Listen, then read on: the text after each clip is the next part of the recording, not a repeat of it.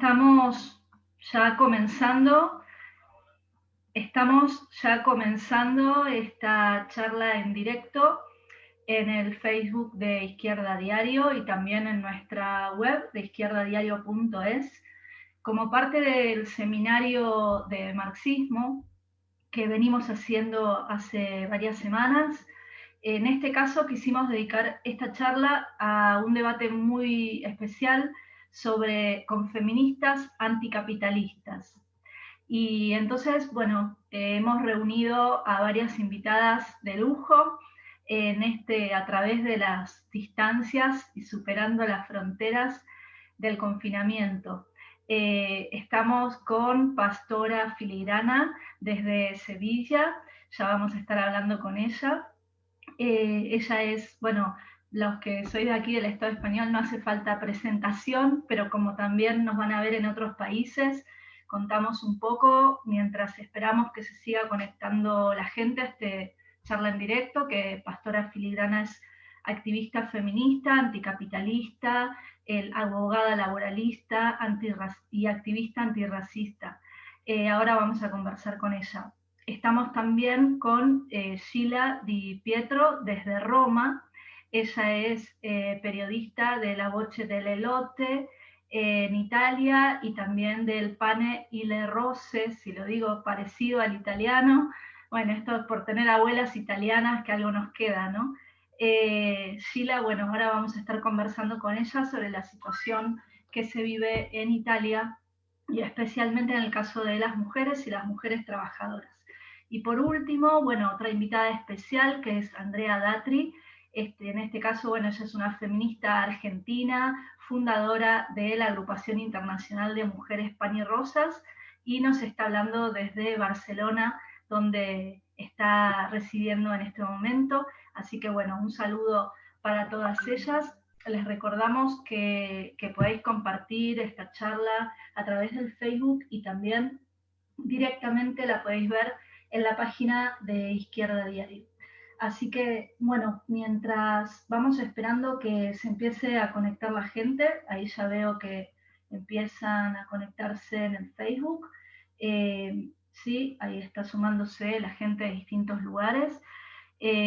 Bueno, comentarles que vamos a estar hablando de distintos temas, en particular lo que hace a la situación de las mujeres trabajadoras desde un punto de vista de un feminismo anticapitalista, de un feminismo revolucionario.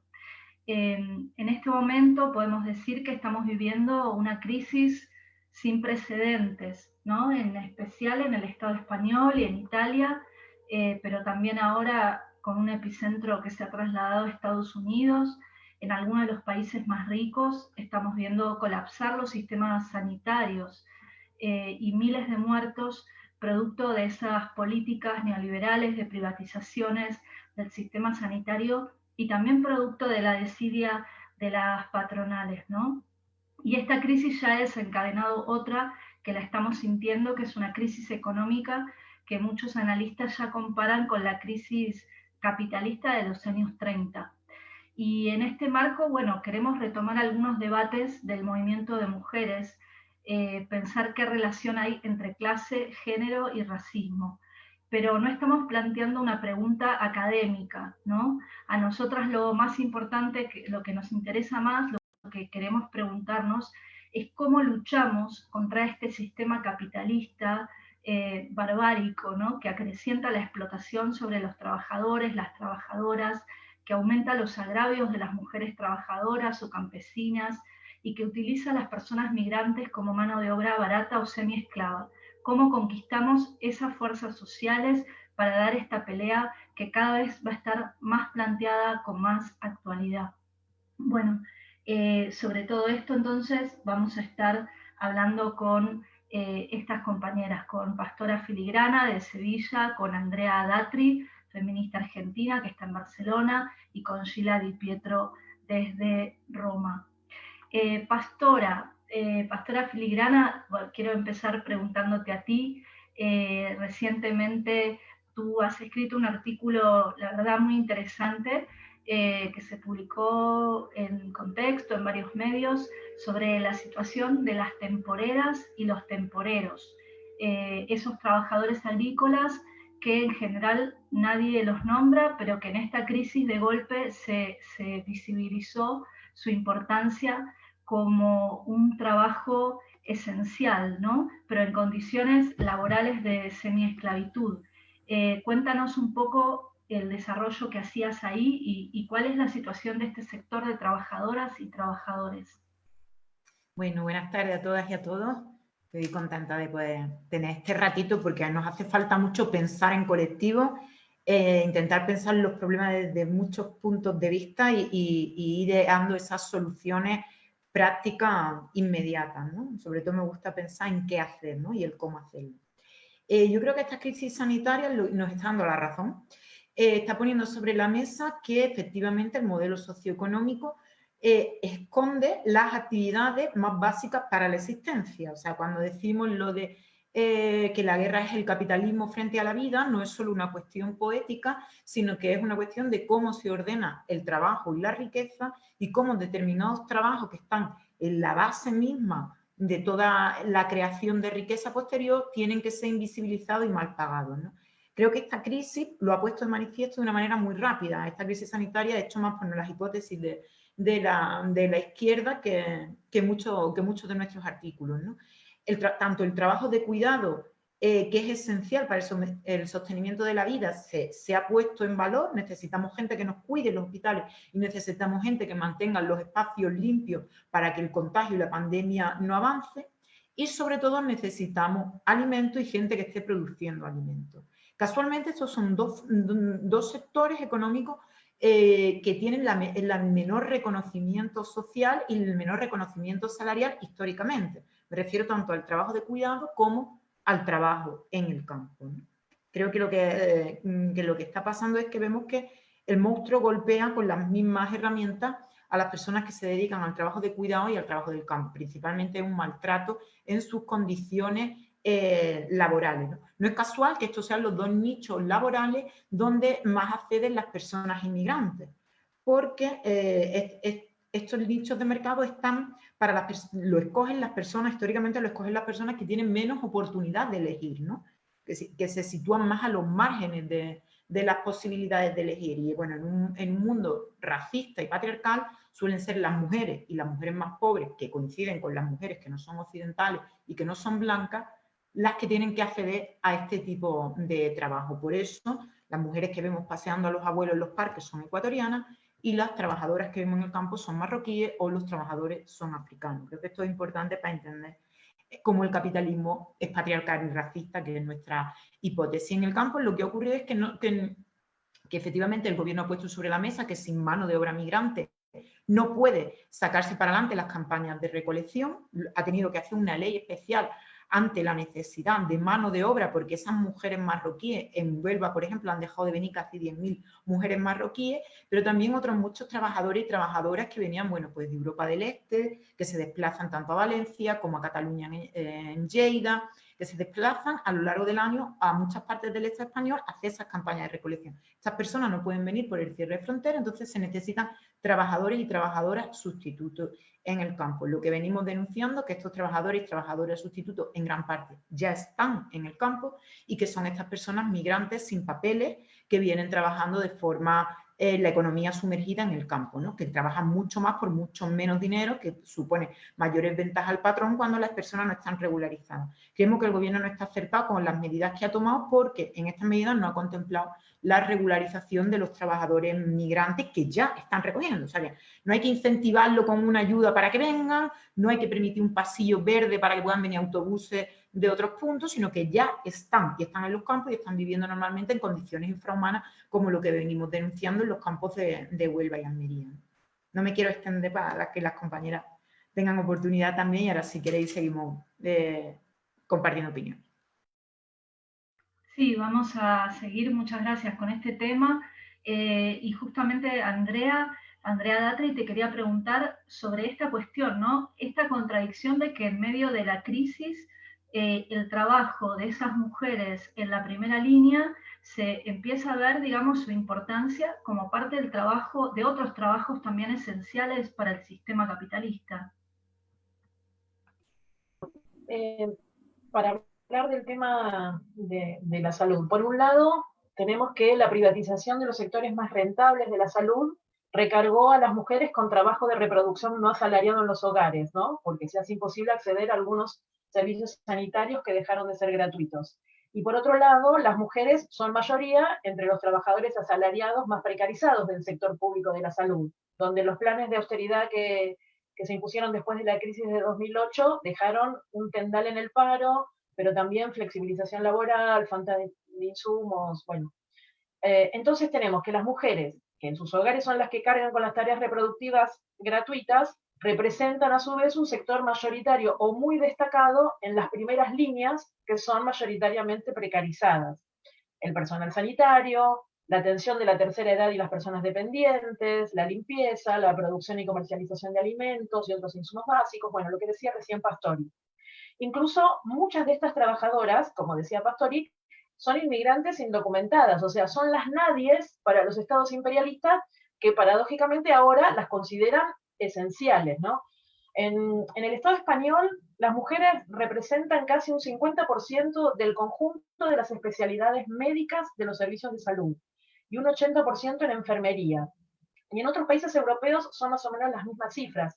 O sea que nuestra salud descansa sobre ese trabajo de un enorme ejército femenino, podríamos decir, ahora que se usan las metáforas bélicas, que en gran parte hacen ese trabajo precario, extenuante, en peores condiciones salariales que sus compañeros varones y también en peores condiciones presupuestarias que hace una década atrás. Hace unos días, Izquierda Diario entrevistaba a Tre Kwon, una enfermera de Nueva York, que se movilizaba con sus compañeras frente al hospital Monte Sinaí, para exigir equipos de protección individual y un protocolo de seguridad adecuado para los trabajadores de la primera línea. Y ella decía que esa frase tan como de publicitaria, de estamos todos juntos en esto, que repite tanto el gobernador Cuomo como el presidente Donald Trump, es totalmente falsa, porque ellas son las que ponen el cuerpo en la primera línea, no estamos todos juntos en esto de la misma manera. Y en la puerta de un hospital de Buenos Aires, vi hace poco que otra enfermera le decía a un periodista, nosotros agradecemos muchísimo los aplausos, pero tenemos que decirle a la sociedad que nos están mandando una guerra sin armas. Ella decía, no somos héroes, somos trabajadores precarizados. Y hace unos días, hace pocos días, una médica española leí en un diario que todavía, hace pocos días, todavía decía que seguían sin equipo de protección, contagiándose y contagiando. Es decir, que de un extremo a otro del mapa se repite esta configuración, digamos, del trabajo de la salud, del trabajo de las primeras líneas, del trabajo de reproducción social, y se repite también este mismo reclamo. Y sin embargo, las patronales y los gobiernos son incapaces todavía de responder a esa demanda tan elemental. Sí, así es. Vamos a preguntarle ahora a Sheila cómo está la situación en Italia, pero antes les comento que ya hay 170 personas conectadas ahora en el directo en Facebook viendo esta charla y otro tanto viéndolo directamente a través de la página de Izquierda Diario. Así que hay varias, por lo menos 2 centenares de personas que están mirando. Muy interesante este debate. Y Sheila, lo que quería preguntarte es justamente esto que hablaban Pastori y Andrea, cómo se está dando en Italia, donde la crisis golpeó primero y donde también hemos visto, digamos, estas denuncias de distintos sectores de mujeres trabajadoras desde el comienzo hace varias semanas. Claro. Aquí estamos viviendo en cuarentena desde el 9 de marzo hasta presumibilmente el 3 de mayo, que hasta hoy son 46 días. Hasta la fecha tenemos más de 185.000 infectos, de las cuales 25.000 muertos y 52 curados. Desde el primer mes de cuarentena que paralizó el país, la vida de muchos trabajadores, la indignación hacia la gestión de la situación del gobierno es cada vez mejor. Porque sin trabajo y sin una ayuda real de parte del Estado, ha empezado a librar la cólera de toda una parte de la población en condiciones de extrema pobreza que no tiene ingreso. Esta ira fue mucho más en todos los trabajadores que forman estos sectores de trabajo esenciales o no esenciales, que han tenido que meter en peligro su vida, no solo para ir a trabajar, sino también para luchar contra los desintereses de las empresas por la salud de sus propios trabajadores de todo el país. Así en Italia, las trabajadoras y los trabajadores han tenido que hacer huelga, no solo para hacer cerrar al gobierno todos los servicios innecesarios, pero también por haber conseguido todos los medios de seguridad necesarios. Esta fue una lucha que me dio muchas víctimas, en particular como Maddi, que fue una trabajadora migrante de la DHL de Milán, de la logística, que hasta pocos días antes de la infección estuvo al lado de las colegas para reclamarle medidas de seguridad y organizar dentro sus propios lugares de trabajo, que un modo para trabajar en protegerse. En particular, esta fue una crisis que, como dijeron los compañeros antes, fue combatida en primera línea de las mujeres. Esto fue como una gran gana, porque muchos de los sectores que fueron en primera línea son sectores feminizados, como appunto la industria alimentar, la sanidad y el mundo de la limpieza. Infatti, el 25 de marzo, en Italia, asistimos a una huelga general convocada por algunos sindicatos, que produjo una huelga solidaria de un minuto de parte de un montón de trabajadores de la salud, por exigir al Estado de cerrar todos los servicios no esenciales o que la reconversión de muchas fábricas en una producción de material sanitario útil para afrontar la crisis, en nombre del bien común y de la prevención de salud de todos. Cada vez fue más urgente denunciar todos los sectores de las mujeres migrantes que trabajan como ciudadanos y que no tienen la oportunidad de trasladarse o regresar no solo en su país de origen, sino también simplemente a otros lugares después de ser despedidas o ser víctimas de violencia y abuso, porque no tienen un permiso de residencia regular.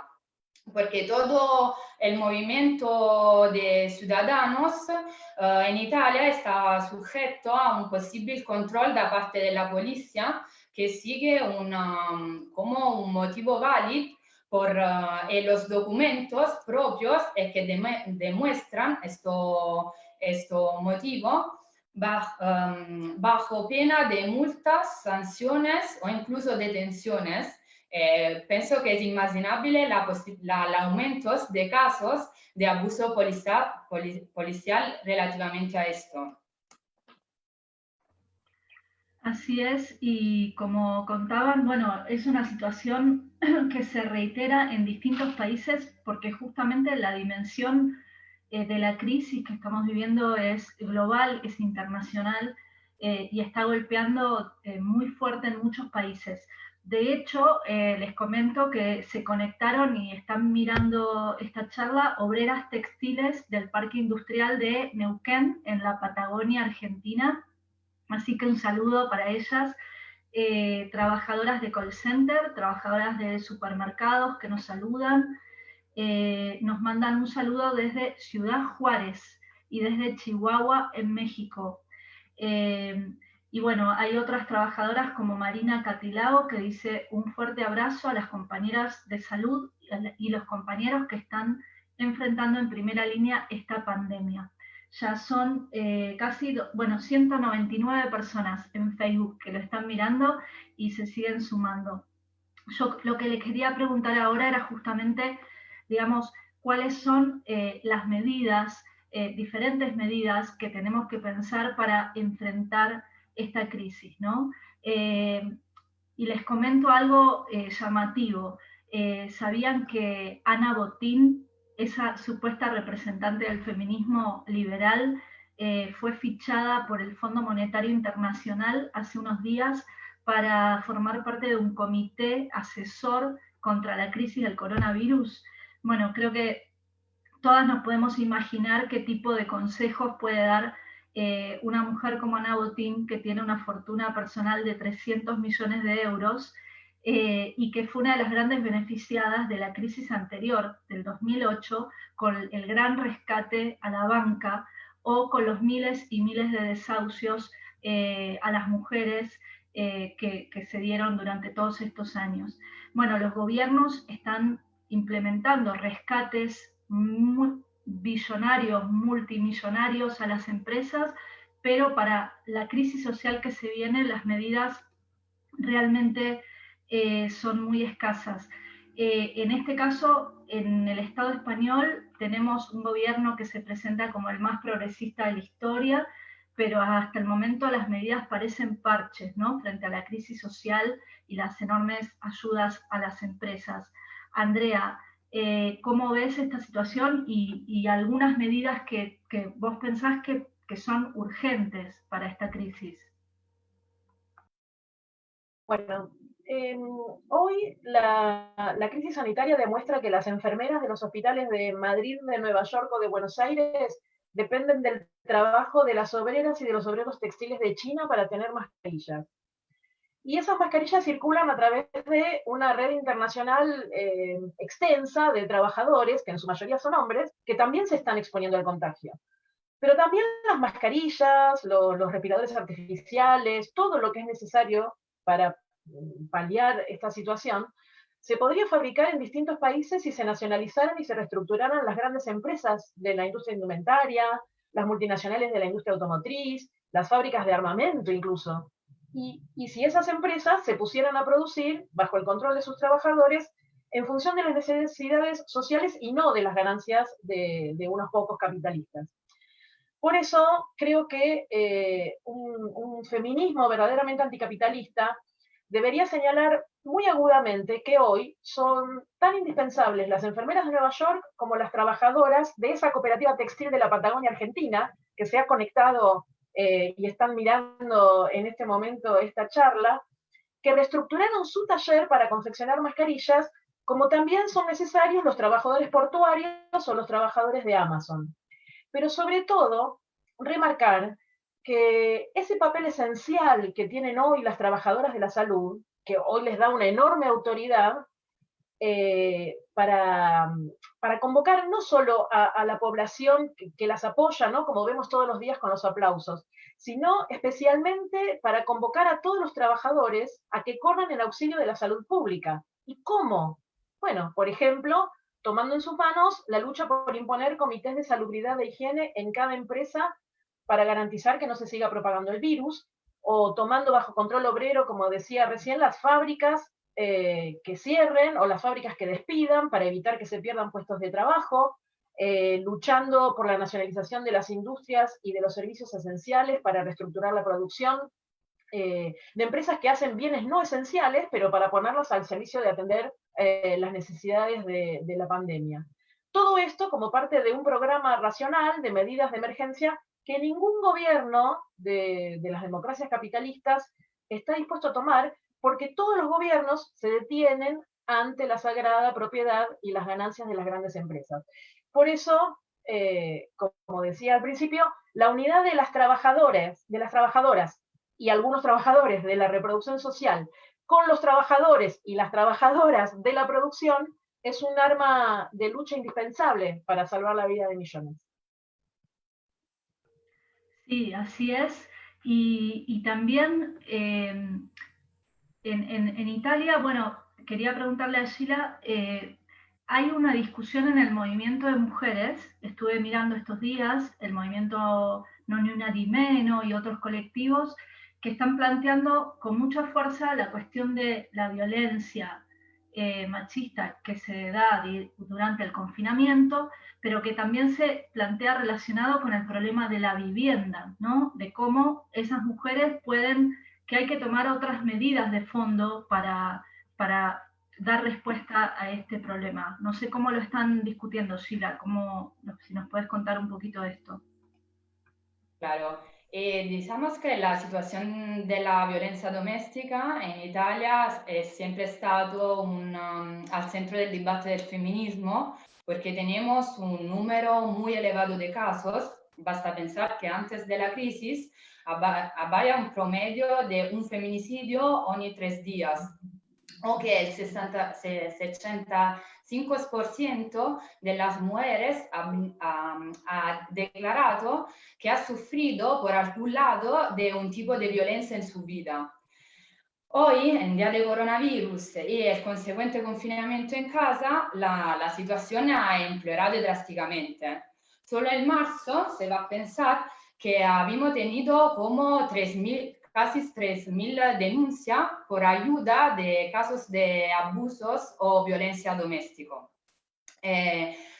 No tenemos un número de feminicidios claro, pero ahora es más de 10 en unos meses de cuarentena. Además de los casos de violencia en la vida de las mujeres, muchas han denunciado la enorme dificultad para utilizar los servicios de anticoncepción, las dificultades para acceder a los centros de asesoramiento y sobre todo para recurrir a la práctica del aborto, que si bien se considera un servicio esencial en todos los decretos, esto pero no se cumple en la realidad, porque en Italia tenemos una ley que contempla la figura del médico objetor de conciencia, conjunta con la imposibilidad de las mujeres de ir a un otro lugar. Esto es como que no pueden practicar este derecho fundamental por las mujeres en la realidad. Por esta razón, sectores del feminismo han puesto muchas y diversas campañas de información y denuncia sobre la violencia doméstica y la protección del derecho al aborto, en particular el movimiento de Non Una Di Meno y la asociación DIRE, que es muy fuerte en Italia. Creemos pero que esta denuncia es fundamental, pero no es suficiente. Tenemos que luchar para imponer un verdadero plan de ayuda a todas las mujeres.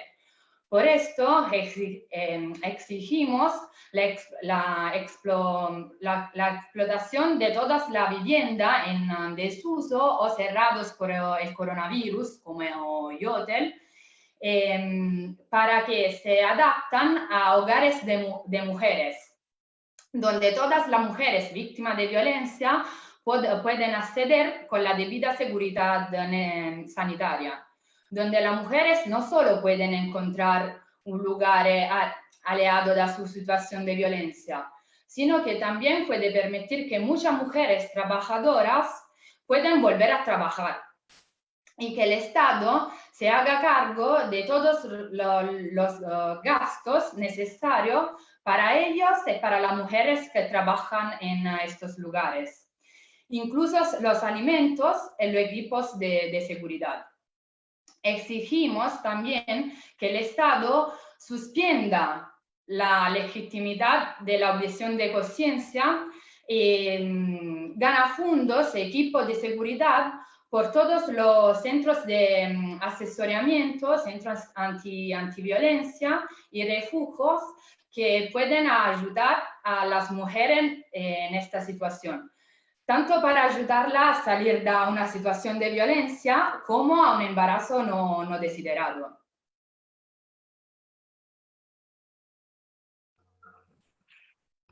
Bien, estamos viendo ¿no? Cómo la crisis sanitaria, la crisis capitalista está exacerbando todas las contradicciones que ya estaban previamente. Esto es un poco lo que explica Sheila, ¿no?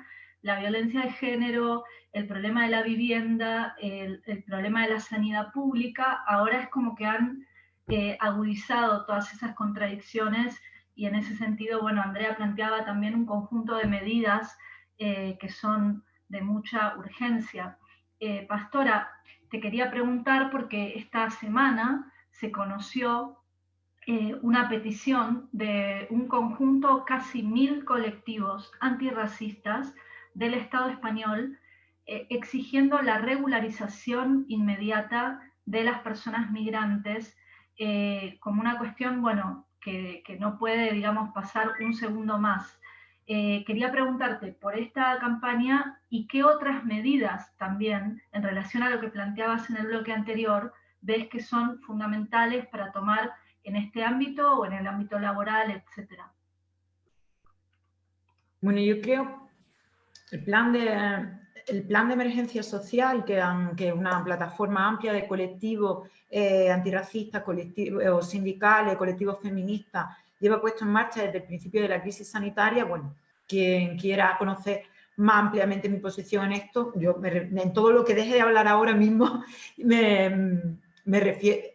lo completaría con las reivindicaciones del plan de emergencia social. Yo creo que todas las medidas que vayan encaminadas a la redistribución de riqueza, ahora mismo es el momento de que presionemos por ellas. Llevamos años hablando de renta básica universal y de otra serie de medidas con otros nombres que van encaminados a la redistribución de riqueza, es decir, garantizar un mínimo vital a todo el mundo y gravar las rentas y los capitales que sean más amplios, ¿no? Como esta señora Botín que hablabas hace un momento, Josefina.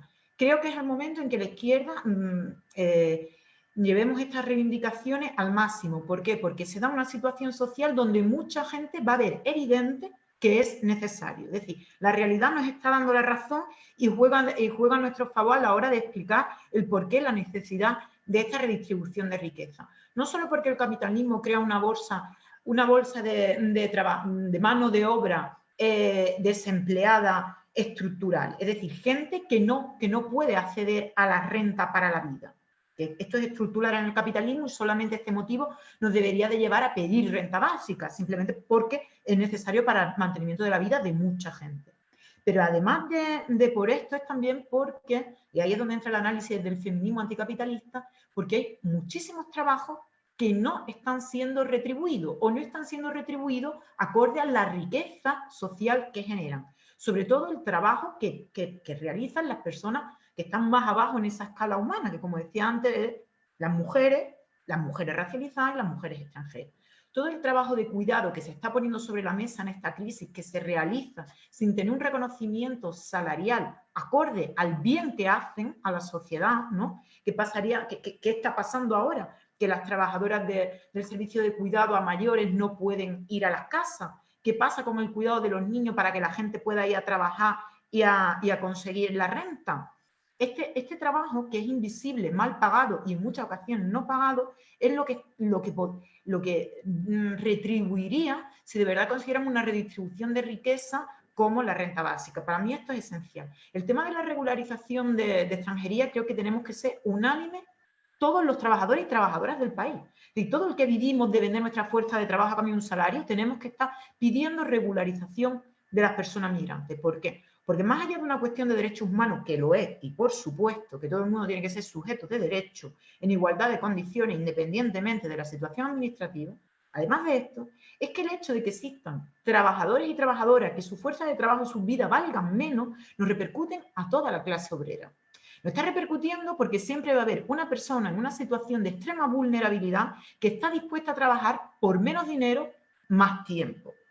Esto es lo que vemos en el campo. O sea, mi trabajo en el sector agrario, haciendo asesoramiento sindical y laboral de jornaleras y no jornaleros, lo que yo veo cada día es exactamente esto, la dificultad de la movilización sindical en estos sectores, porque hay mucha población muy vulnerable, sobre todo personas migrantes, sobre todo mujeres migrantes en situación sin regularizar o con una regularización muy precaria por muy poco tiempo, que esta vulnerabilidad les lleva a aceptar condiciones de trabajo muy extremas. Eso no repercute a todos, por eso la regularización, además de una cuestión de derechos humanos, es una cuestión de solidaridad obrera y sindical que nos salva a todos y a todas, y no solo a las personas migrantes. Es un contrapoder contra el capital.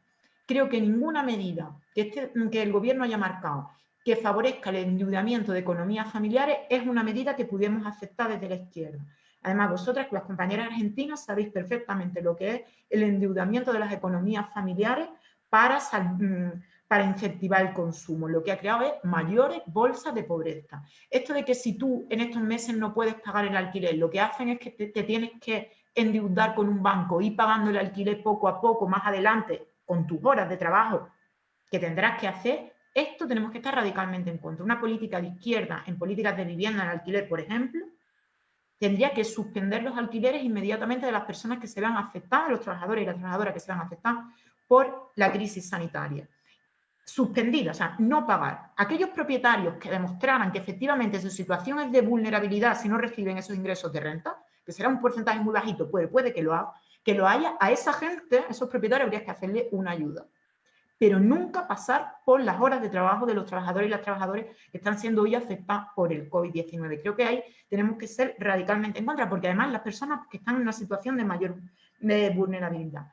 Pero también creo que ninguna de estas medidas nos la va a regalar ningún gobierno, porque estoy completamente de acuerdo con Andrea. Estas medidas son conquistas sociales, vamos a tener que generar ese contrapoder que obligue a los gobiernos a virar sus políticas hacia un paradigma anticapitalista, hacia un paradigma de distribución de justicia social y un paradigma de distribución de la riqueza, y eso lo tenemos que conseguir con las grandes luchas sindicales que tenemos por delante cuando salgamos de nuestras casas, con estas alianzas que van a ser necesarias del sector de los cuidados, del sector de las economías primarias, con los trabajadores migrantes, que verdaderamente no es solo un deseo de las feministas anticapitalistas, es que va a ser la única forma que salgamos de esto, y vamos a necesitar reactivar una solidaridad obrera como la del 19. Lo que está ocurriendo en muchos barrios, de todas estas iniciativas de apoyo mutuo y de solidaridad mutua entre vecinos y vecinas, van a tener que ser nuestra guía en las luchas que vamos a tener que organizarnos. Vamos a encontrar mucho sufrimiento, mucha rabia, mucha pobreza, y creo que el reto es sabernos organizar políticamente a partir de ahí para conquistar todas estas medidas. No podemos esperar que nos las regale ningún gobierno, por más de izquierda que diga ser. Sí, totalmente de acuerdo con esto que decís, Pastora, de que este gobierno que se dice progresista y hasta de izquierda en el Estado español, se usa ese término a veces de forma demasiado extensa, ¿no? No nos va a regalar nada, que va a haber que pelearla, porque a los que le están regalando efectivamente mucho es a las grandes empresas, a esas empresas del IBEX a las que ya les prometieron 100.000 millones de euros por medio de créditos, es decir, que van a seguir endeudando a los estados. Después va a venir que alguien va a tener que pagar la cuenta, y ahí van a decir que sigan recortando en educación, en sanidad, nuevas reformas laborales, como ya hicieron en la crisis del 2008, ¿no? Entonces, medidas de este tipo, y yo no quería dejar pasar, como mencionamos a Ana Botín, y nos gusta darle caña, que la nacionalización de la banca sin indemnización, porque aquí ya le hemos indemnizado mucho a la banca con el rescate que nunca devolvieron, también es una medida importante en este momento donde muchos sectores, incluso pequeños comerciantes, autónomos, trabajadores, están, digamos, en una situación muy crítica, y esa medida es importante, así como otras que mencionaban, ¿no? Los impuestos extraordinarios a las grandes fortunas, a estos sectores que en solo un año, el último año, ganaron 35.000 millones más que el año anterior. Es decir, tuvieron un extra de 35.000 millones. Bueno, con eso se podría dar, por ejemplo, una renta de cuarentena de urgencia para todos los sectores que se han quedado sin ingresos. Y les comento, bueno, que nos siguen llegando comentarios, ya tenemos 215 personas en el Facebook mirando la charla, y Cecilia Mancuso nos dice justamente esto, ¿no? Que hace falta un salario de cuarentena que hay que exigirlo y que los sindicatos se movilicen para garantizarlo. Maite García nos saluda desde Valencia, nos dice gracias por vuestras palabras de apoyo a colectivos tan necesitados. Y Josefina Ciota dice excelente intercambio, sumamente importante abordar estas discusiones, y dice, como bien lo dicen las compañeras, la crisis viene mostrando cada vez de forma más expresa las contradicciones de este sistema que ya no va más.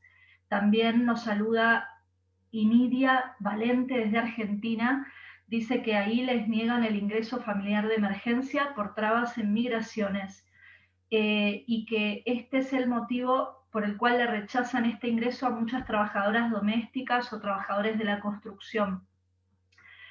También Marisol Ceballos nos dice por qué después de todas las denuncias que hicieron las temporeras de la fresa de Huelva se sigue sin hacer nada y sin cambiar esta situación. Y el último comentario que leo antes de pasar a otro bloque de debates de Juan Carlos Arias, que dice que hay que apuntar hacia el reparto del tiempo de trabajo sin reducir el salario, para que trabajemos todos menos tiempo y en mejores condiciones. Y dice que esa renta de emergencia tendría que ser un pago por desempleo para todos los que no pudieran trabajar, aún a pesar de tomar estas medidas de reducción del tiempo de trabajo. Bueno, son distintos comentarios que nos llegan. También Pepa Ramírez dice que están salvando a los empresarios y qué pasa con los que trabajan, que esto es una verdadera vergüenza. Entonces, para entrar al tercer bloque y después volver con algunas preguntas, creo que a esta altura quedó claro que por todo lo que fueron planteando, que no hay manera de resolver esta crisis de fondo sin apuntar a un sistema capitalista que genera y regenera esas opresiones, esa explotación, esos agravios de forma constante, ¿no? Que esa idea de que nos vendieron algunos de que es posible humanizar el capitalismo, un capitalismo más verde, más feminista o más social, es completamente ilusorio. Y entonces, en este sentido, quería preguntarles más por una perspectiva general de cuál es la salida. En el caso de Sheila, Italia está, digamos, muy en la mira de muchísima gente, trabajadores, porque el crecimiento de la extrema derecha es enorme, ¿no? El crecimiento de Salvini, que está también como al acecho de volver al gobierno, y en este caso mucha gente dice, si no hay que apoyar al gobierno actual como un mal menor frente al retorno de la extrema derecha. ¿Cuál es tu visión sobre este debate? Claro, ante la crisis Salvini estaba claramente ampliando sus apoyos en Italia. Fuerte incluso de la última victoria, las elecciones regionales de Emilia-Romagna. Sin embargo, en frente a la crisis, pero el presidente Conte trató de parecer como el papel del padre de la patria, con una cara más tranquilizadora. Y del otro lado, Salvini, nel mentre se va a fortalecer su propio populismo, pidiendo por un lado la solidaridad a los trabajadores de la salud. Y por otro lado, la apertura, por ejemplo, de la iglesia para la misa de Pascua, sin considerar cómo esto puede impactar sobre el número de infectos. En mayo, en una situación de normalidad, nos teníamos las elecciones. Claramente esto no sucederá, pero esta situación permite al gobierno de Conte de consolidar sus posiciones de alternativa a los ojos de los ciudadanos. Una posición que pero es mucho más débil a los ojos de la burguesía italiana, que por ejemplo en las últimas 2 semanas ha pasado literalmente por alto los decretos administrativos para reponer su comercio y la apertura de las grandes empresas limitando así el periodo de cierre efectivo de los servicios no esenciales a un máximo de 2 semanas. Así el gobierno del PD del Movimiento 5 Estrellas está asumiendo el papel del mal menor en frente no solo a la derecha y la extrema derecha reaccionaria de Salvini, ma también en frente a la resolución de la crisis, encarnando la medida de una posibilidad pacífica de resolver esta situación. Pero pensar de resolver la crisis con este gobierno que trata de contener la crisis, pero sigue gobernando con los capitalistas, es una ilusión. Ni Conte, ni Salvini, ni la grande burguesía tienen interés en la vida de los obreros, de los trabajadores y de las mujeres. No les importa los despidos masivos serán necesarios para salir a la crisis económica y si las vidas de miles de trabajadores se pueden meter de nuevo en peligro por esto. Creemos que los únicos que realmente pueden proteger sus intereses son los trabajadores y las trabajadoras y que es hora que deciden cómo salir de esta crisis e impongan que esta crisis sea pagada por ellos que tienen el dinero manchado de sangre de las 25.000 personas que han muerto por contagios.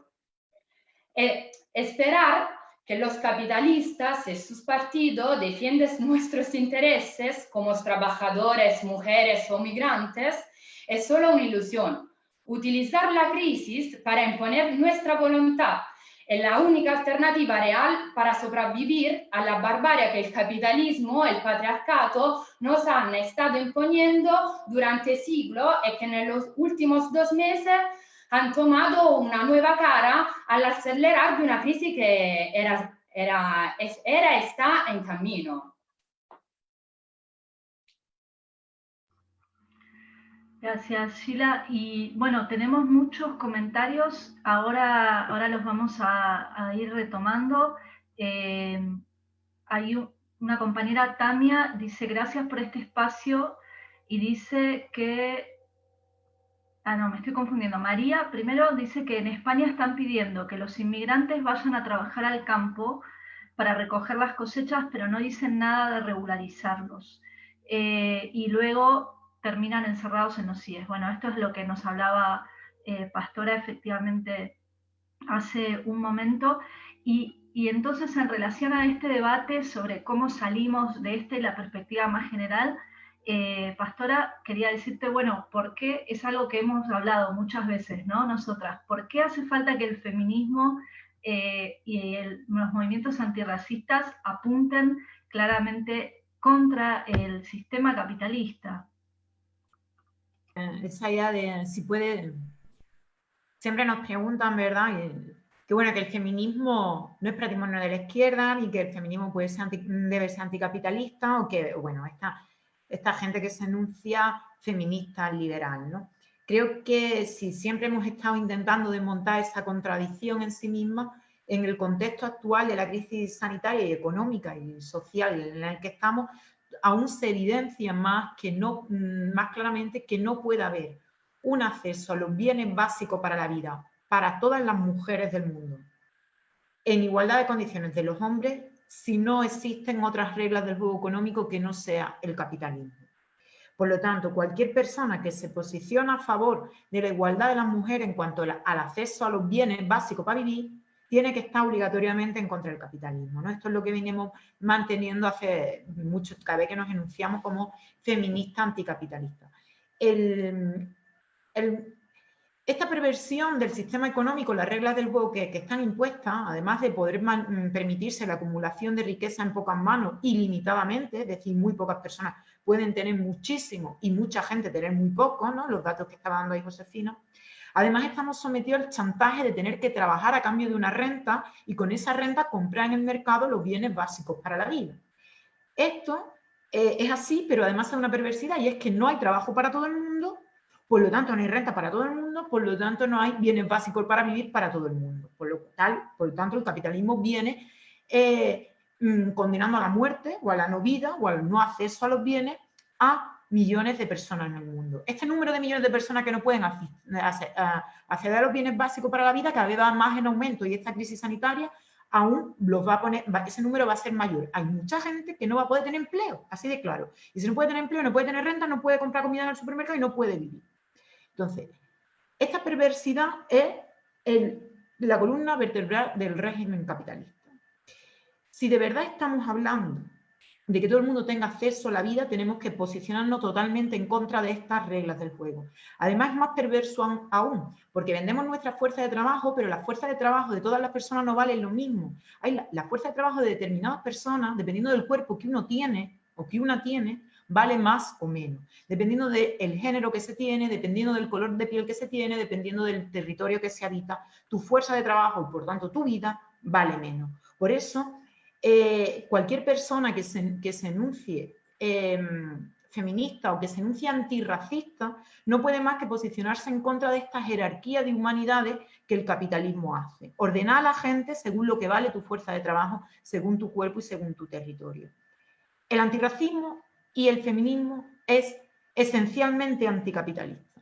Igualmente, cualquier persona que se posicione en contra del capitalismo no puede obviar que este chantaje de renta a cambio de trabajo se apoya principalmente en crear grupos subalternos de personas según la raza y el género. Por lo tanto, cualquier anticapitalista tiene que enunciarse radicalmente en contra del racismo, de la colonialidad y del patriarcado. Los ejemplos, hoy no estamos dando una conferencia en una universidad, efectivamente estamos hablando de cuestiones muy reales, de las enfermeras, de las cuidadoras, de las jornaleras, de los jornaleros, de las personas inmigrantes sin papeles. Toda esta teoría se encarna en cuerpos concretos, se encarna en el cuerpo de estas jornaleras marroquíes de las fresas que nos hacían las preguntas, que están sometidas a situaciones de explotación y de invisibilidad extrema, que son elegidas por ser mujeres, por ser musulmanas, por ser marroquíes y por ser pobres. Son elegidas para ese puesto de trabajo que nadie quiere porque las condiciones laborales son tan extremas, los convenios son tan malos y el control administrativo son tan pocos. Esto del feminismo anticapitalista y antirracista no es ninguna teoría de despacho, no es ninguna teoría en la universidad. Verdaderamente estamos intentando explicar con palabras realidades que se están dando en este instante y que en esta crisis se están agudizando, y estamos intentando explicar con palabras cuáles son las vías de salida a esta barbarie. Sí, totalmente. Y en el mismo sentido nos llegan otros mensajes. Pepa Ramírez, por ejemplo, nos dice que humanizar el capitalismo es imposible, que el capitalismo nunca ha sido humano, solo explotador y manipulador, porque además te hace pensar que es posible elegir cuando esto no es posible. Nos mandan también saludos desde Chile. Nos dice hermosas todas las compañeras y mucha fuerza desde Chile. Y otra compañera, Bichifla Suárez, nos dice: las mujeres siempre hemos sido el pilar y protagonistas de distintas luchas sociales. Y siguiendo un poco con este hilo que dejaba planteada Sheila y Pastora, te quería preguntar, Andrea, digamos, cuando hablamos de feminismo anticapitalista o de la perspectiva más general de lucha contra el capitalismo, mucha gente nos dice, bueno, ¿y eso cómo se hace? ¿Cómo se logra? ¿Qué estrategia nos tenemos que dar, no?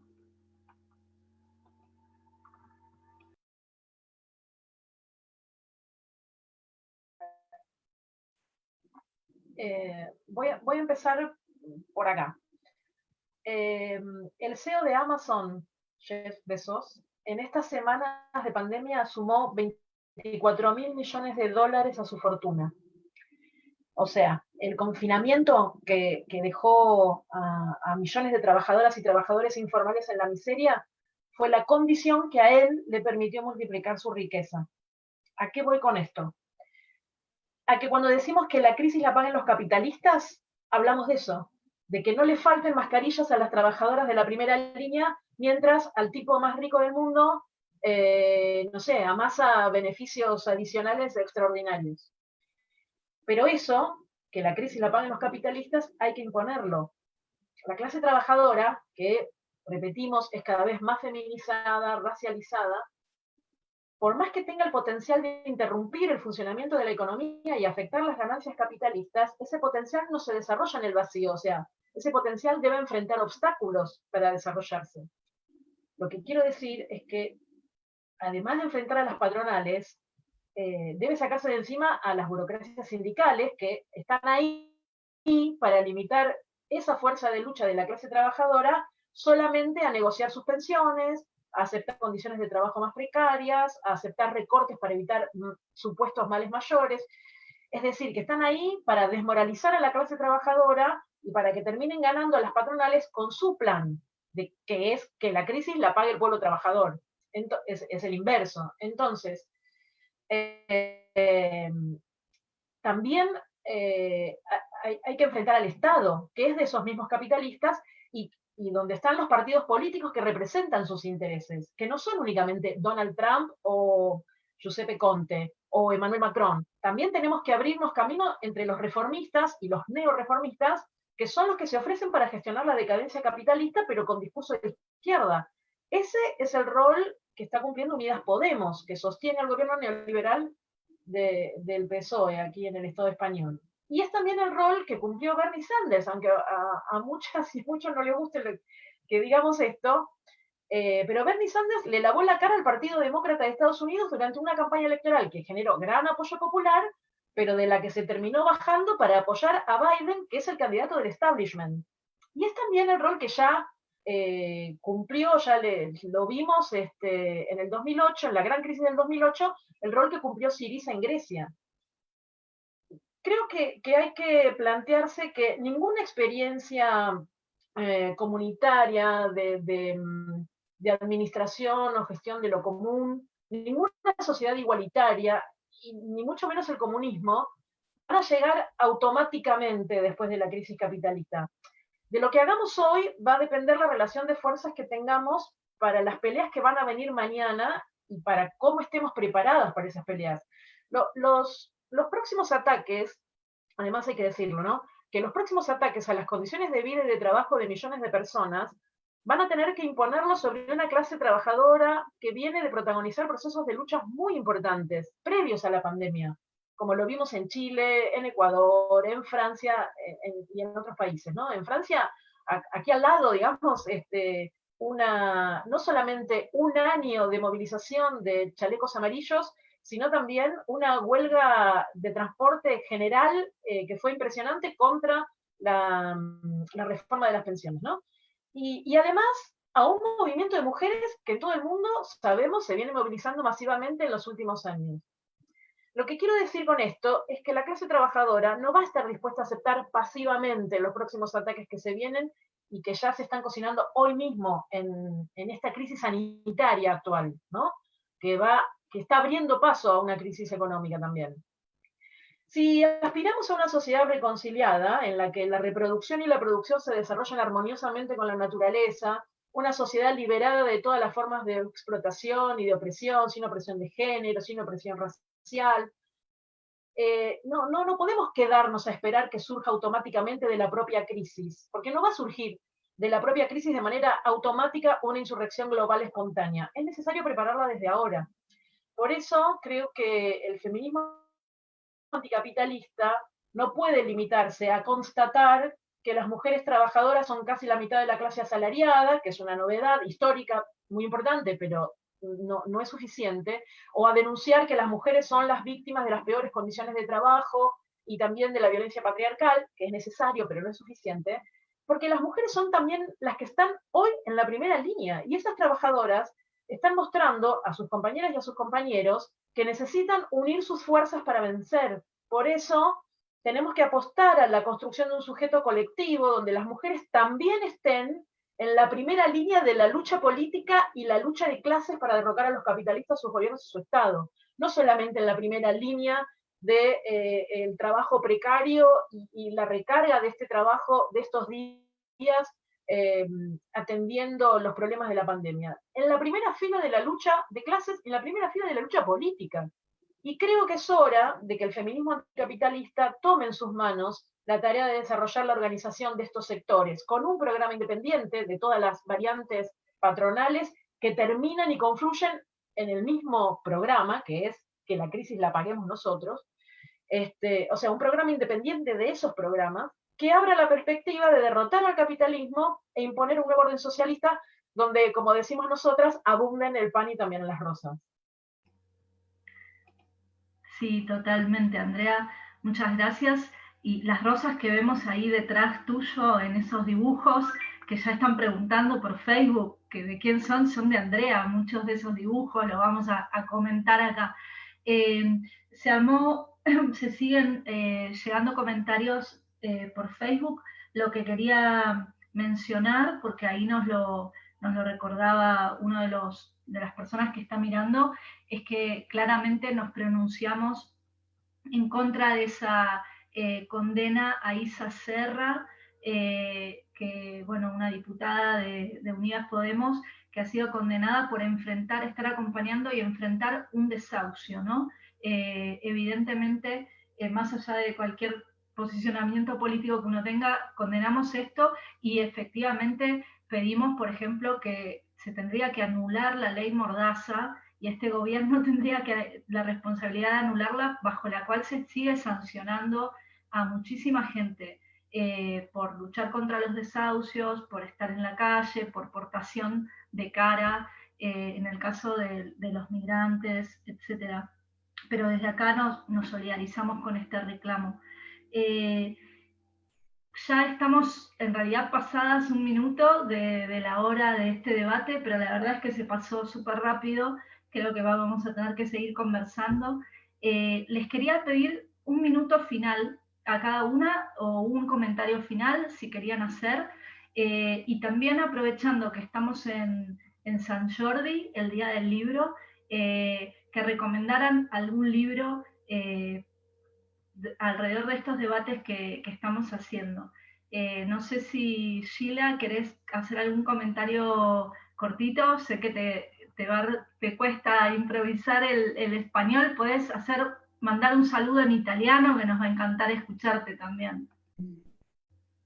Sí, pruebo. No, me gustaría mucho y creo que este tipo de charlas son muy importantes, en particular para nosotros, donde en Italia está una situación dramática para las mujeres en primera línea, en la crisis en general. Esta creo que es el primer paso para nosotros a enfrentar esta crisis, el futuro de que esta tendrá a ser.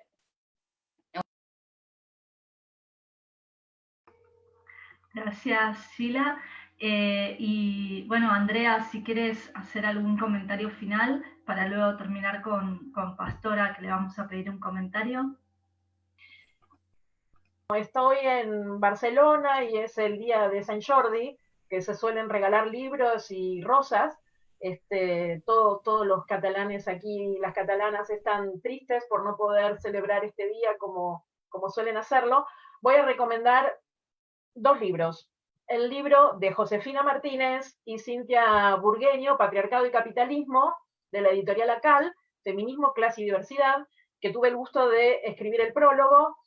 Y voy a recomendar un libro que no salió todavía, pero que va a salir también por editorial ACAL, de Pastor y Filigrana. Me la robaste. Así que después le pido a ella que nos diga el título y cuándo va a salir, porque sé que está ahí como en la cocina. Y también comentarles una alegría personal también, que es que el libro Pan y Rosas, que escribí hace muchos años y que se publicó en distintos idiomas, en italiano, en alemán, en francés, en portugués y en castellano, estamos cerrando en este momento el prólogo de la edición en inglés, que va a salir por Pluto Books en Estados Unidos y, bueno, para todo el mundo de habla inglesa. Así que, bueno, eso y señalar que sí, que tenemos que seguir debatiendo, escuchando y debatiendo nuestras ideas, leyendo y reflexionando sobre nuevas ideas, frente a una situación que es absolutamente inédita en el mundo, pero también organizándonos para seguir dando esta lucha junto con nuestras compañeras trabajadoras de todo el mundo, como Pan y Rosas, que es una organización internacional de mujeres, de estudiantes, de jóvenes, de trabajadoras, que está en más de 12 países. Así que bueno, saludar a todas las compañeras que nos están viendo en este momento. Gracias, era Andrea Datri desde Barcelona. Muchísimas gracias, y antes de pasar entonces el último minutito a Pastora, bueno, yo voy a mencionar su libro que está por salir, se llama El pueblo gitano contra el sistema mundo, reflexiones de una militancia feminista y anticapitalista, de Editorial Acal, que estaba ya listo, a punto de entrar en la imprenta, y bueno, vino la crisis del coronavirus, pero seguramente, bueno, vamos a estar con mucha ansiedad esperándolo. Ni bien podamos salir, prometemos ir a una librería de estas librerías que hay que apoyar a buscar el libro de Pastora. Bueno, fueron más de 200 personas en el Facebook y otro tanto en la página web que nos estaban viendo. Yo aprovecho entonces también el San Jordi para recomendar Pan y Rosas de Andrea Datri. También aquí tenemos Patriarcado y Capitalismo, ya esto parece una feria de libros. Y bueno, y nada, y también el libro de Pastora que está por salir. Pastora, si querés cerrar un minutito. Sí, muy breve. Bueno, muchas gracias por el apoyo al libro. Yo en este libro lo que he intentado, bueno, pues un poco de las cosas que estamos hablando ahora, de pensar en una economía alternativa, una economía que ponga la comunidad en el centro y no lo individual, pensar una economía más allá del neoliberalismo, y bueno, pongo el ejemplo histórico del pueblo gitano, que aunque se tiene como un ejemplo subalternizado o inferiorizado, bueno, pues 500 años de persecución ha hecho que este pueblo tenga una serie de mecanismos de economía solidaria, de apoyo mutuo y de resistencia al chantaje salario-trabajo, que me parece interesante, que nos puede inspirar hacia esos modelos económicos a los que tenemos que caminar. Yo simplemente cierro muy en la línea de Andrea, no nos lo van a regalar, estamos en un momento de contrapoder, hay un poder muy fuerte que tienen los medios de producción, el monopolio de la violencia y los medios de comunicación, que va a seguir queriendo mantener este sistema neoliberal económico, pero tenemos un contrapoder que podemos hacer. Creo que los trabajadores y las trabajadoras después de la crisis han tomado conciencia de que la riqueza la creamos la gente que trabajamos y no la gran patronal. Este paro, esta huelga encubierta que nos han obligado a hacer, este paro de la producción, creo que pone sobre la mesa la gran potencialidad de los trabajadores y de las trabajadoras en la producción de riqueza. Esto bien orientado creo que puede hacer que mucha gente se sume a una disidencia anticapitalista. Va a haber mucho dolor, mucho sufrimiento, mucha pobreza, mucha angustia que vamos a tener que organizar políticamente. Creo que ese es nuestro reto, es caminar hacia lo que siempre hemos estado caminando, pero ahora vamos a tener esta ventana de oportunidad, ¿no? Como decían estos que querían asaltar los cielos, y creo que la vamos a tener que aprovechar. Una ingenuidad pensar que va a venir regalado, que el capitalismo va a caer por sus propias contradicciones internas, no es cierto. Hay un poder muy fuerte, hegemónico, que vamos a tener que contrarrestar. Sin embargo, creo que tampoco la partida de cartas está echada y que todavía tenemos mucho que decir si los trabajadores y las trabajadoras nos organizamos y hacemos esta alianza amplia, que creo que las condiciones es lo que nos está exigiendo. Muchas gracias. Totalmente. Muchas gracias, Pastora, que ya ahí desde Sevilla toma mate. Nos reímos aquí las argentinas de la sala. Bueno, muchas gracias a las tres. Tenemos muchos comentarios, agradecimientos, saludos. No podemos, la verdad, leer todas. Hay varias que proponen repetir el encuentro, que se vuelva a repetir. Mandan saludos desde Nápoles. Bueno, nada. Una charla, la verdad, muy interesante, y quería dejar con dos cuestiones. Uno, primero, lo que decía Pastora, lo que decía Andrea y Sheila, ¿no? No nos van a regalar nada, hay que organizar esa rabia y prepararla.